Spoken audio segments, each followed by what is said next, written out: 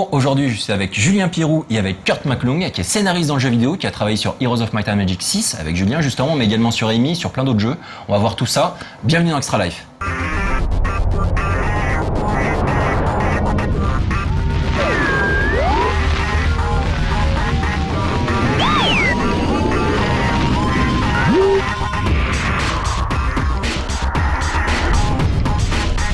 Alors, Kurt, est-ce que tu peux nous parler un petit peu de ton parcours? Donc les gens vont sans doute le noter, tu as un petit accent américain. Oui, je suis américain. Voilà, tout simplement, ça s'explique.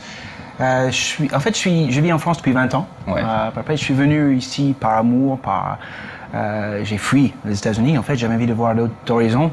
T'es parti à quel âge des États-Unis? 23 ans. 23 ans. J'avais 23 ans et j'avais pas fini mes études. En fait, j'ai pris une année sabbatique pour voir un peu ce qu'il y avait à Paris, avec une billet open, et je ne suis jamais revenu, à part pour un semestre, pour finir mon diplôme d'ingénieur de planification. C'est ça que j'avais fait. Et ensuite, j'aimais bien la France. Je suis venu pour m'installer et j'ai fait 10 ans de consultant dans le bâtiment, sur des gros projets de génie civil et de bâtiments. Mais j'avais une passion qui me démangeait, c'était les jeux. Et j'avais commencé par faire des jeux de rôle, les jeux par correspondance. J'avais créé des petites entreprises à côté. J'ai travaillé avec pas mal de gens. Mathieu Gabory, c'était un de mes premiers auteurs, en fait, on a fait un jeu ensemble. Et à bout d'un moment, il y a plusieurs choses qui sont groupées. Il y avait une crise dans le bâtiment et j'avais des copains qui avaient une boîte d'édition de jeux dont vous êtes l'héros, qui s'appelle Yeti. Et ils m'ont demandé de venir faire un audit de leur boîte pour les aider à la mettre un peu sur les rails parce qu'il y avait des problèmes.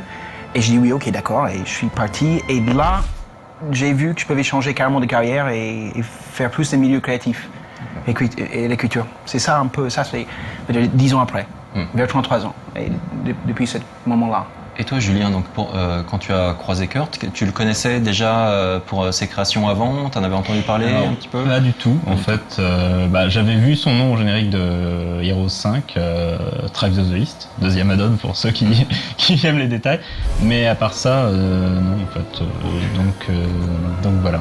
Est-ce que toi, tu as travaillé, donc du coup, à un moment donné, donc aujourd'hui, tu travailles dans le jeu vidéo, c'est l'essentiel de ton activité. Oui, mais auparavant, tu as également travaillé dans la bande dessinée avec des auteurs très connus, avec des auteurs qui ont participé à Métal Hurlant, par exemple. Est-ce que tu peux nous parler un petit peu de cette période en fait, et la raison pour laquelle tu as mis de côté un petit peu la BD pour te consacrer au jeu? Ok. Cette société où je suis venu travailler avec mes copains, en fait, on a fait une aventure de 3 ans. On a fait 70 livres, on a fait des jeux de cartes, on a fait pas mal de choses. Et les humanoïdes nous ont achetés. Du coup, je me suis trouvé employé des humanoïdes associés, Metro Hurlant, un groupe qui faisait du dessin animé et du bande dessinée. Au début, ils m'ont pris plus pour m'occuper des jeux vidéo web. Mais il y a 10 ans déjà, où c'était vraiment des projets pour créer des projets et de surveiller ou d'aider dans les brainstorms pour les nouveaux IP de dessin animé. Okay. Après, les histoires, on n'a pas réussi à les vendre en tant que dessin animé, mais ils ont aimé quelques-uns de mes histoires. Et on m'a demandé est-ce que tu veux être scénariste de bande dessinée? On pense que tu peux faire ça. Et au début, je me suis dit, waouh, je sais pas, moi je suis ingénieur de bâtiment, je vais pas faire ça. Mais finalement, je crois que j'avais toujours voulu faire ça. J'avais juste eu peur de ça. Auparavant, tu écrivais pour toi un petit peu? Voilà. En fait, j'aimais bien écrire la grande histoire en quelques mots, le pitch, le scénario en quelques lignes, le concept. J'ai dit, on pourrait faire une histoire ou ce genre de choses. Et depuis tout petit, j'écris des histoires, en fait. Je suis un grand rôliste de Donjons et Dragons et tout. Donc du coup, j'imagine que pendant les parties de jeux de rôle, tu étais maître de jeu. C'est tout à fait. Okay. D'ailleurs, mon BD Dragon Seed, il fait partie d'un grand jeu de rôle que j'avais fait pendant 3 ans et que j'ai traduit en bande dessinée par la suite. Et les humanoïdes, ils m'ont donné une chance, ils ont pris plusieurs scénarios, on a édité une. On m'a demandé de travailler sur le lancement de Metro Hurlant 2 aux États-Unis et en France. Il y avait une petite période où on a relancé ces journaux-là. J'ai écrit quelques histoires. J'ai surtout une opportunité très marquante et importante de travailler avec Jodorowsky sur les métabarons, qui m'avait vraiment encouragé dans le sens où je pouvais faire tout ce que je voulais, si je savais ce que je voulais, en fait. Et donc j'ai pris cette décision. On a fait un jeu de rôle sur le métabaron. Et là, je crois que j'étais mordu. En fait, j'ai compris, il faut que tu te positionnes, soit tu gères les projets, soit tu en fais partie de la partie créative. Et à partir de ce moment-là, j'ai fait ça. Pendant cette période-là, j'ai travaillé uniquement sur les BD pendant 1 ou 2 ans et quelques projets de jeux vidéo avec un projet que les Humanoids avaient lancé avec les frères Scott, Ridley Scott et Tony Scott. Ils avaient monté un gros site sci-fi aux États-Unis qui est mort avec la crise de Internet il y a 10 ans. Et là, j'avais compris en fait que le jeu vidéo était un mode d'expression. Déjà, on nous demandait que nos BD qu'on ne met pas les boules dans les cases, en fait. Qu'on les mette juste les images et après, plus tard, on mettrait les boules. Donc, c'était déjà, ils parlaient déjà des BD parlantes ou des BD en ligne, comme du cinéma, en fait, un peu. Ils n'ont jamais vraiment trouvé la bonne combinaison, sauf en certains jeux vidéo. J'ai commencé à voir les cinématiques flash qui ressemblaient un peu à ce qu'on voulait faire dans le BD. Dans cette période de transition, en fait. Et je dis, mais les jeux vidéo, on peut raconter des histoires exactement comme dans un BD, comme dans un film, comme dans autre chose. Et ça m'a vraiment séduit. Après, à peu près en même temps, c'était presque comme par miracle. Erwan Le Breton m'avait téléphoné et m'a dit, est-ce que tu ne voudrais pas travailler sur un jeu chez Ubisoft? Il me faut un scénariste. Et je le connaissais depuis 10 ans. J'ai dit, oh non, j'ai pas de temps, là, je suis en train de faire plein de choses. Et j'ai dit, c'est quel jeu, en fait? Il a dit, c'est Might and Magic, Heroes of Might and Magic. Et là, j'ai décidé, ok, voilà, pour ça, je le ferai. Et j'ai regroupé mon planning, j'ai travaillé sur la fin de l'add-on de 5.1 juste pour me mettre un peu dans le bain. Et 5.2, j'ai vraiment peu travaillé dessus. Et j'ai suivi l'aventure à Might and Magic maintenant depuis 5 ans, en fait. Depuis 3 ans, je suis quasiment à plein temps, ou disons à 80% de mon temps sur Might and Magic et les produits dérivés de Might and Magic, entre guillemets. Clash of Heroes, Kingdoms, qui est un jeu online, d'autres projets que je ne peux pas vous en parler sur la marque de Might and Magic. Mais cette passion que j'avais toujours eue pour Might and Magic, je joue depuis Heroes 2, en fait, c'était bien. Et j'ai compris que je pouvais apprendre. J'avais encore chose à apprendre. Et chez Ubisoft, j'ai appris énormément de choses. C'est la première boîte qui m'avait téléphoné qui donne une importance à l'histoire. À cette époque-là, il y a 5-6 ans. J'avais fait des adaptations pour d'autres boîtes, et ça m'a... Parce qu'il dit, waouh, en fait, il respecte le jeu vidéo. Il prend le jeu vidéo comme une média artistique, comme une 8e, 9e art, je ne sais pas comment on dirait en français. Mais le BD m'avait attiré par ça au début. Et la transition était assez facile, parce que tant qu'on respecte la forme d'expression, on se rend compte qu'on peut s'exprimer, on peut écrire, on peut faire partie aussi d'une équipe qui veut raconter une belle histoire.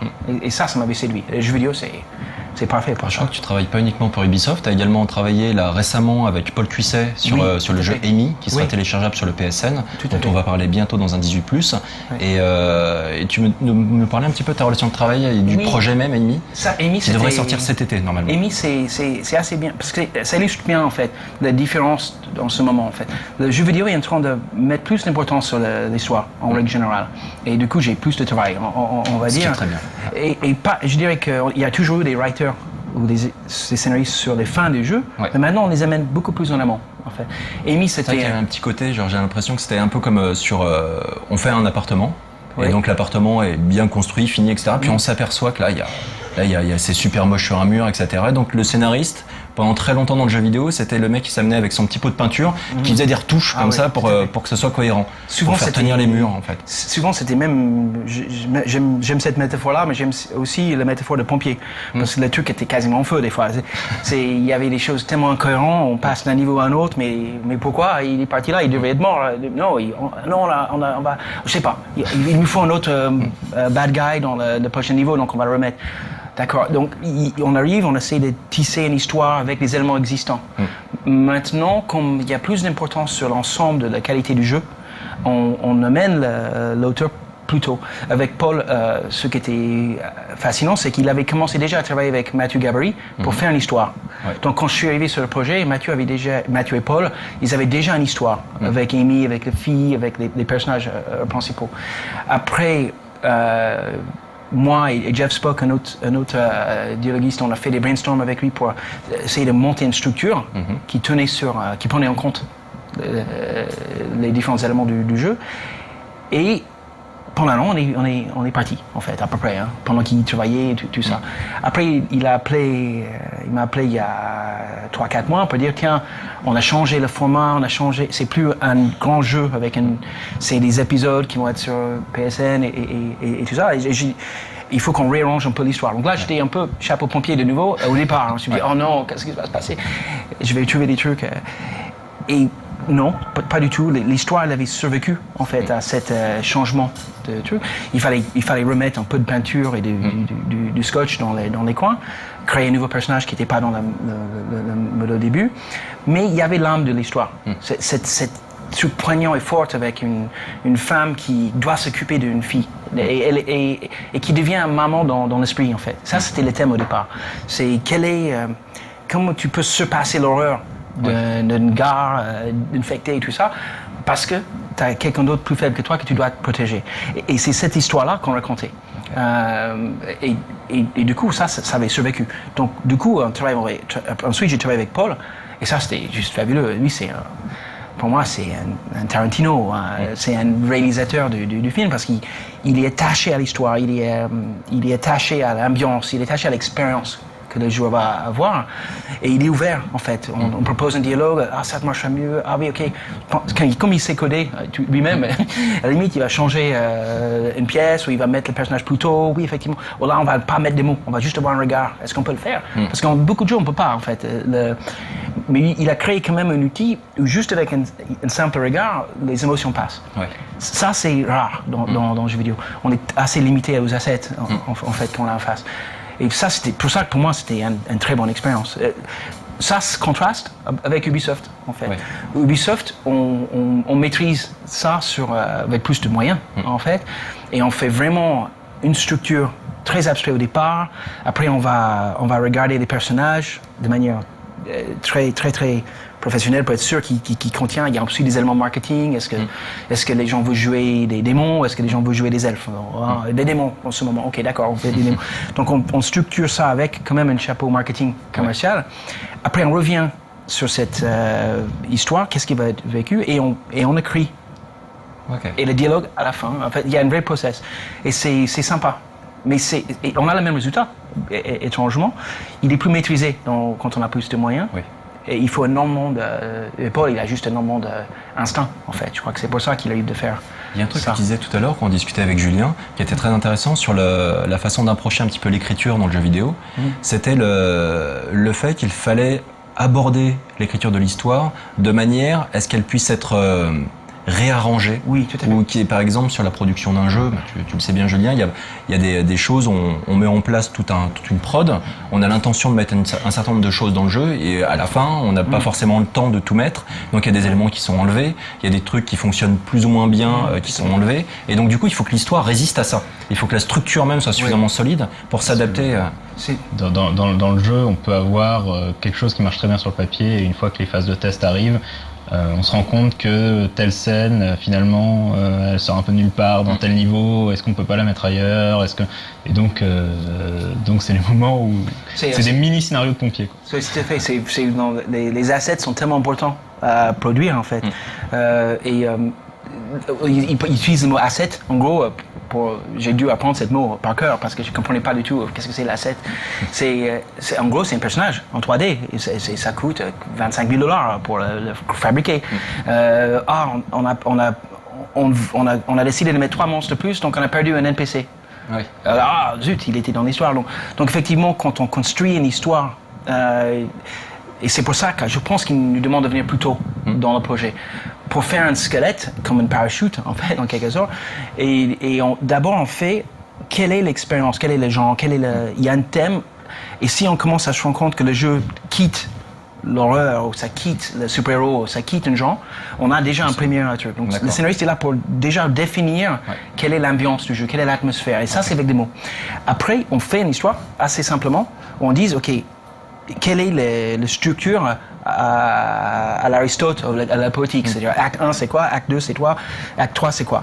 Et on sait que si on a cette grand parcours de personnages, on sait à quel moment donné le personnage va changer, quels sont ses points qui va les transformer en héros, parce que c'est le jeu vidéo, c'est le meilleur média qui existe pour raconter l'histoire d'un héros. On est capable de changer carrément un niveau entier, le supprimer, et le remplacer avec un autre élément qui va respecter cette structure. Ça, c'est des scénarisations bien faites. Okay.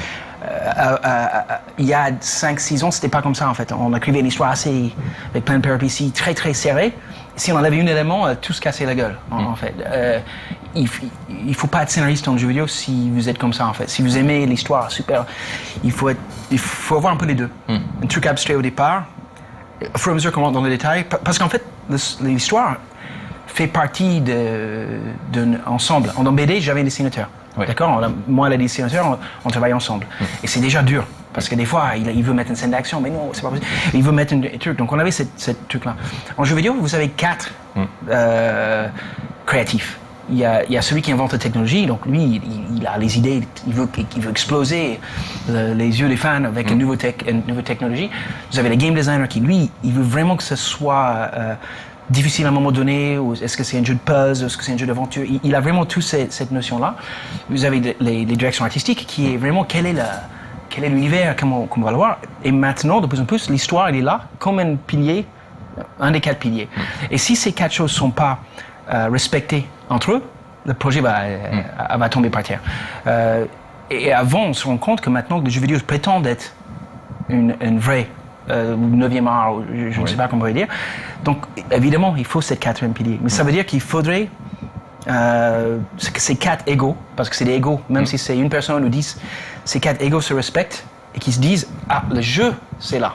C'est ça qu'on va faire. » Et nous, on sert tous cette expérience finale pour que le fan il soit ravi.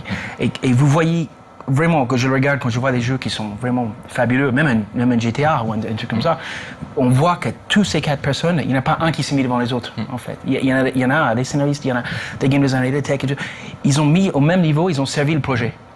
Et c'est ça l'évolution que je vois en ce moment. Ça fait quelques années maintenant que tu travailles en tant que scénariste dans le jeu vidéo. Est-ce que, mis à part le fait qu'aujourd'hui on t'appelle plus tôt dans la production d'un jeu, est-ce que tu as vu d'autres choses évoluer de façon assez marquante? Oui. Une chose assez marquante, c'est la création de nouveaux postes dans la production en fait.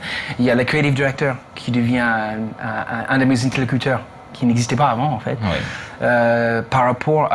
Par rapport au game designer, par rapport au producteur, en fait. Donc, c'est pas pareil dans chaque boîte, en fait. Mais en gros, cette nouveau poste, c'est avant, le game designer était plus ou moins le maître du jeu et le producteur était le maître d'argent, on va dire, comme ça. Maintenant, on se rend compte que le producteur, son boulot, c'est pas juste de gérer cette game designer. Il doit gérer, au début, le producteur gère le game designer, après ils embauchaient des scénaristes, ils embauchaient des musiciens, ils ramassaient autour des éléments pour l'habiller, comme la peinture, en fait. Ou les pompiers. Maintenant, ils se sont rendus compte qu'il faut un creative director qui va garder une vision globale à côté du game designer, parce que le game designer, il a déjà assez de boulot, en fait. Et cette creative director, il n'est pas au-dessus, il est plus ou moins à côté, et lui, il s'occupe de coordonner la vision artistique, la vision scénaristique aussi, et le game designer s'occupe plutôt de la technologie et le game design. Donc ces 2 personnes sont en conflit. D'accord. Et le producteur, son boulot, c'est de plus gérer la relation entre ces deux. Pour que ce soit plus riche. Et parfois, il y a même un 3e larron qui est le game director. Et lui, en fait, son boulot, c'est plus finalement de jouer au jeu et de dire ce jeu correspond à notre mandat de départ, au jeu qu'on voulait faire, et essayer de faire en sorte que ça change pas totalement de gameplay, que ça devienne pas autre chose. Donc du coup, le game director serait un petit peu genre le responsable de la production sur un film. On aurait le directeur créatif qui serait le réalisateur. C'est j'aimerais bien, un peu comme ça. Tout à fait. Moi, je pense que ça serait un bon métaphore, mais ça serait ce qu'il faut en fait d'ailleurs, parce qu'en fait, il faut un conflit entre l'argent, pour moi, et la qualité. Dans le game designer, en fait, lui, c'est les qualités. Et il le met plus dans le quality control à la fin du projet. Mais Mais il faut qu'il y ait ce truc-là, c'est sain. Un jeu qui n'a plus de fin de budget, à un moment donné, il va pas se faire, il va se faire couper à dernier moment et il serait pas bon. En fait. C'est le syndrome du Cooking Forever. Ouais, c'est ça. Cooking Forever, c'est tout à fait. Par contre, si vous avez un rapport conflictuel, mais du sain, vous dites non, ça c'est important, il faut vraiment qu'on a cette bosse énorme, machin truc. Ouais, mais ça va coûter tant. Mais donc du coup, ok, est-ce que vous pouvez enlever le troisième épée magique là qui brille dans le noir? Ok, d'accord, j'enlève ça. Donc il y a cette négociation qui va être entre l'argent et la qualité du jeu, qui est sain. Et la qualité du jeu maintenant, c'est game director ou game designer ou le GD d'habitude qui a encore cette force, et un creative director qui représente à la fois la story et l'art, qui a un scénariste et un directeur artistique. Donc ça c'est ce que je vois comme évolution. D'accord, c'est très important déjà. Oui, et je crois que c'est très sain. Dans le cinéma, pour faire la métaphore, il n'y a pas encore de réalisateur.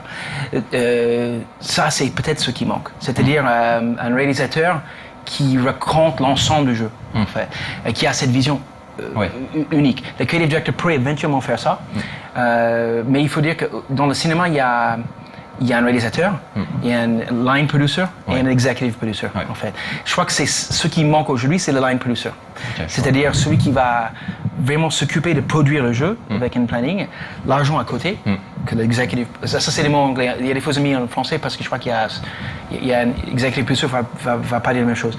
Mais le line producer, il s'occupe de livrer le film, en fait. Et le creative director, c'est pas vraiment son boulot pour l'instant. C'est plutôt un réalisateur, mais qui ne réalise pas. c'est garder la vision. D'accord, je vois tout à fait. Et je pense que c'est intéressant de voir comment ça va évoluer. Paul Cuisset, c'est vraiment un réalisateur d'Amy. C'est un réalisateur dans le sens même parce qu'il fait et il a une vision, en fait.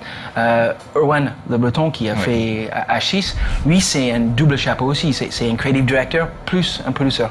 Et donc, il se bat à la fois avec les moyens qu'il a et garder la vision. Après, il s'est bien entouré avec des directeurs artistiques, avec des bons game designers et avec des scénaristes. Et il essaie déjà de gérer tout ça. Donc, du coup, effectivement, c'est pas encore... Il y a encore du boulot dans le jeu vidéo, au niveau administratif, pour mettre des bonnes personnes, pour avoir ces conflits synergétiques. D'accord. En tout cas, merci beaucoup. Ce qu'on retiendra, c'est que la place du scénariste dans le jeu vidéo, donc aujourd'hui, a bien évolué de façon positive. Donc même si tous les postes sont pas encore tout à fait bien équilibrés, au moins l'histoire aujourd'hui dans le jeu a sa place. Les gens qui écrivent ces histoires ont vraiment une importance et ça fait vraiment partie intégrante de notre média. Et c'est bien que ce soit reconnu aujourd'hui de façon aussi totale. Donc merci beaucoup d'avoir participé à cet Extra Life et on se retrouve très bientôt.